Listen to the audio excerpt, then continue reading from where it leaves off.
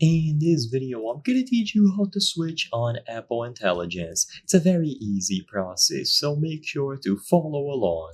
Apple Intelligence released some months ago, and it is a very nice way to utilize all of the features on your device. It is essentially the new assistant that they have that will take your requests, give you answers, and help you browse through your phone with ease.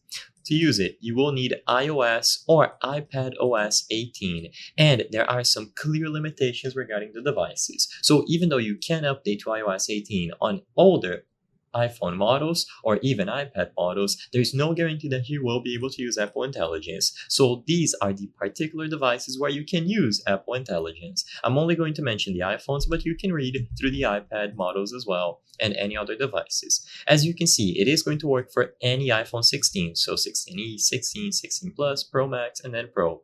However, besides all of the iPhone 16 models, you can only use Apple Intelligence on the iPhone 15 Pro Max and the iPhone 15 Pro. You cannot do it on the standard iPhone 15 and any older models. Even if you have, for example, a Pro model that is below the 15, sadly, that isn't going to work. It is limited to only these devices that you see here right now.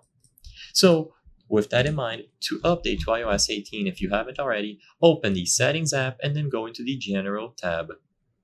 Once you choose General, you will find Software Update. In here, you can check to see if you have the latest version or if you need to update to iOS 18. So all that you have to do is choose the option to update. Once you have the update downloaded and installed, now if you go back into the settings, you will find Apple Intelligence and Siri. It is going to be right underneath General and Accessibility. So you choose Apple Intelligence and now you can enable it here.